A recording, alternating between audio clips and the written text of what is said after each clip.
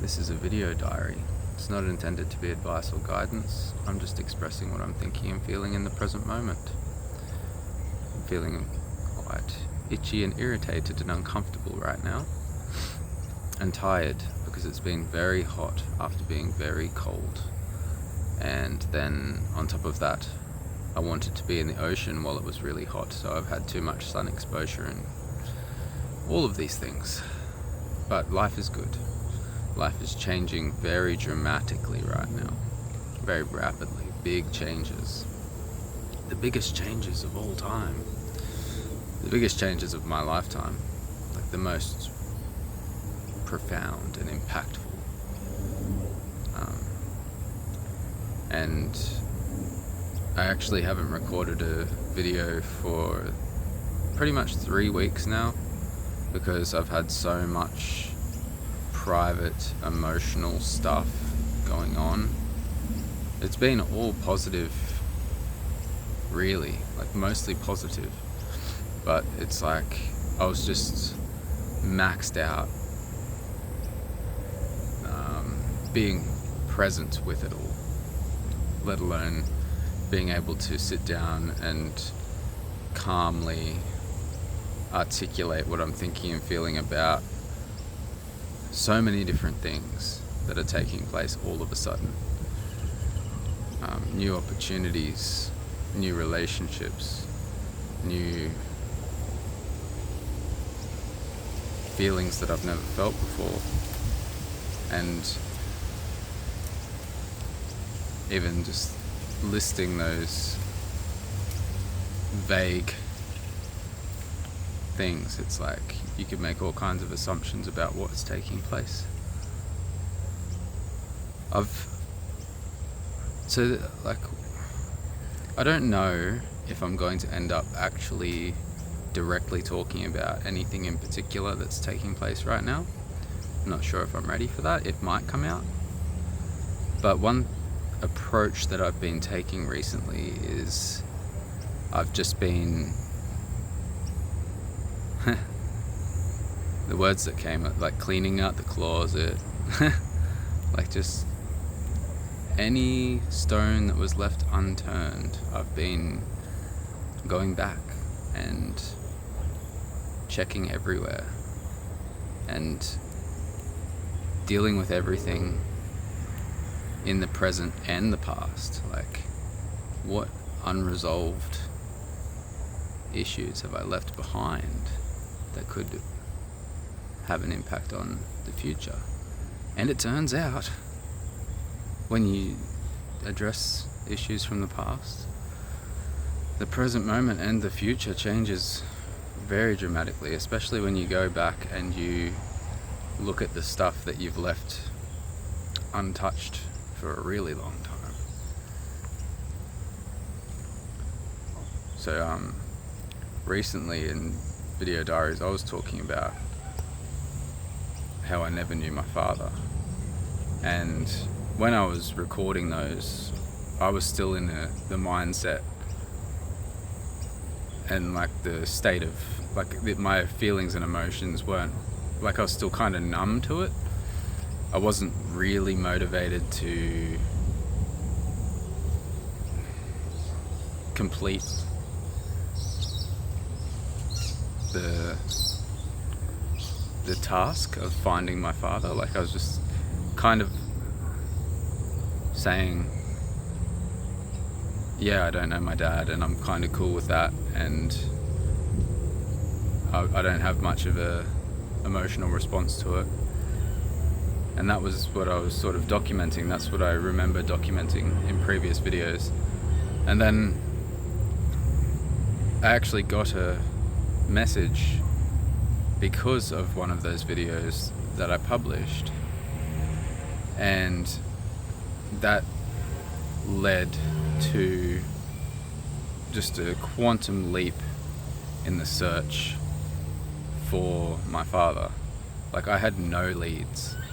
The information that I had, even when I hired private investigators and asked every single family member or anybody that could have known anything, it was just like, it was almost like some kind of conspiracy. Like just, oh, we don't talk about that, or like, there's just, even the private investigator was like, there's nothing to be found, like that kind of thing. And so there was just dead end after dead end. So I'd really emotionally detached from it completely until I got this message. And then just like one phone call, got a name, and then it just opened it all up again, and I found out everything. It's like I had access to a time machine back to my conception, and I had all the information about where my mum was hanging out, like, or her whole social circle. Like, it just opened up in an instant. And so I'm waiting for DNA, like paternity test results right now, because I've actually found everyone. I found everyone. So it's been really intense, and I can't wait to express more thoughts and feelings about it once I have more information about it myself.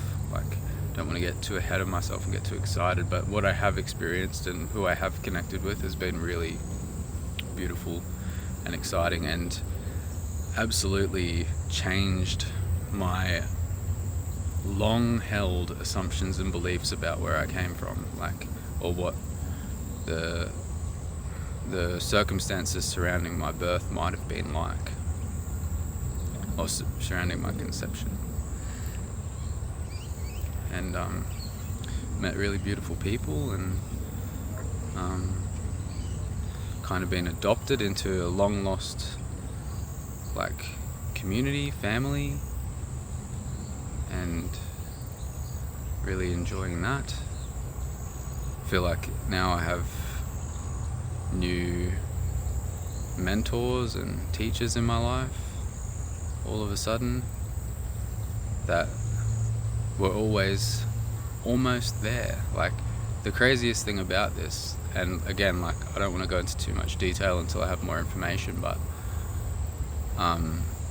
the whole 6 degrees of separation thing, if you've ever heard of that, like, you're always like 6 degrees of separation apart from anybody else in the world. Like, somebody who knows somebody who knows somebody who knows somebody who knows somebody who knows the person. Like, there's 6 people between you and anyone. But like, in a lot of cases it's even less, and for me it was like 1 degree of separation between me and these people all the whole time, which, in hindsight, it sounds like it's not that absurd. You, of course, like, somebody that had to know who your family were, especially, like, it's not like I was adopted. Like, my mum is my biological mother. I just didn't know who my father was. So that's one thing. That's just one thing.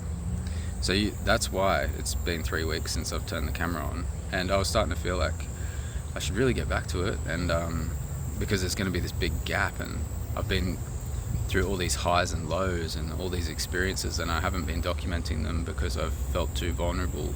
But the thing that brought me back to this moment to turn the camera on is I wanted to document it for myself, because I love having this archive of like this mosaic of who I have been becoming. Like, it's becoming more and more valuable the longer that this process goes on for. So yeah, the investigation into who my father is concluding one way or another. There's 2 candidates left, and I'm waiting for the DNA paternity test results, and we're very confident that we've got the correct match now. So it's very exciting. But I have had like a massive numb response, and probably haven't been showing that much emotion, and I've just been 0.0, very grounded, just observing and learning and taking it all in, and very grateful, very appreciative. And then do I go in and list some of the other things that are taking place? It's like hard, because it's like I don't edit these, so as soon as I overshare, it's like I have to then decide do I disqualify everything that I documented here and never publish it, or do I be vulnerable and have that overshare available for everybody as long as I leave it on YouTube, you know? But I was revisiting some old relationships as well, having this retrospective thing, like it's a retrospective theme. So I was just thinking of old relationships and stuff, and I went back and just checked up on a few people, one particular person, and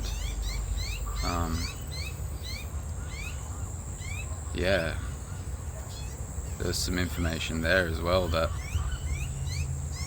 really changed the way that I think about where I am at this moment in life.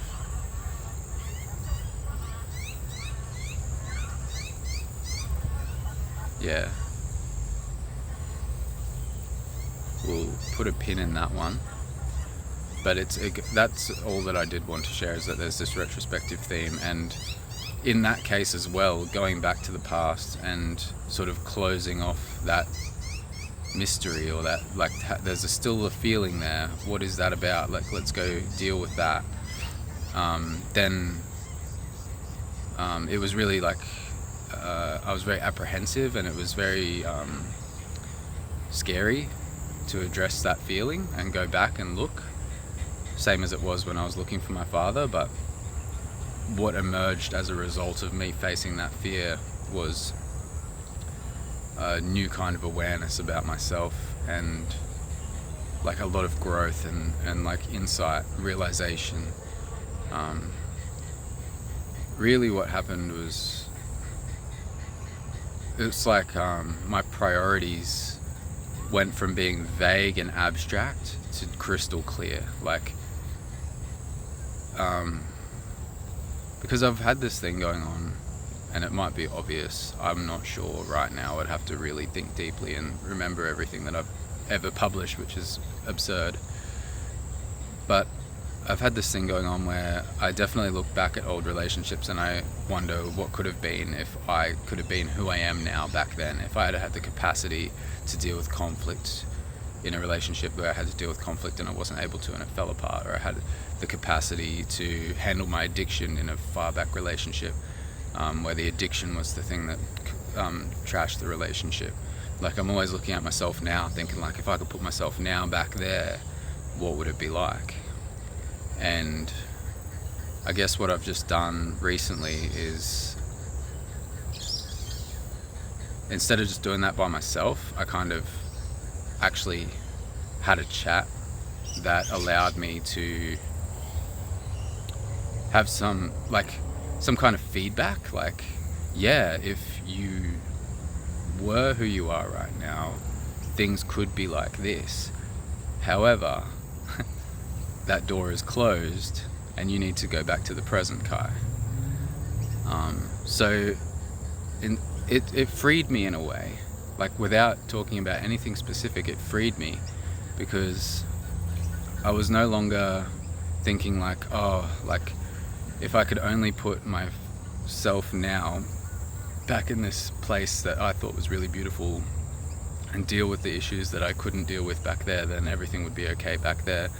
And now I'm like, yeah, I've just had this like epiphany type moment where I'm like, what about now? Like, you have healed, you have dealt with all of these issues, and you can deal with conflict, you can deal with addiction. Like, maybe all of these relationships, you learned each of these lessons, and now that you have, like, focus on the next one. Don't be looking back at all the mistakes and things that you fucked up back there. Like, let's actually be present in the moment, because there's going to be more new challenges that are going to emerge. And if I'm actually present with them, then I can deal with them live as I go through them, which is like, that's what my intent here is. That's what I'm documenting these videos for. Like, so you can see somebody who's actually going through their life, being present in the moment even when it sucks, and dealing with the challenges and obstacles as they arise, and doing their best. So, whew. So the priorities became very clear. Like, I want something real, I want something long lasting, and I want something that I intend to build for the rest of my life, which is, yeah, maybe I'm there, or maybe this is just a moment. Like, there's still other unresolved things going on in my being, like I really like my alone time now. I'm really enjoying like just building by myself, and I don't know, like I have a fear that like if I did begin anew, like I've done it, I've been like proper heartbroken where it's like soul destroying too many times. I'm so tired and I have fear, but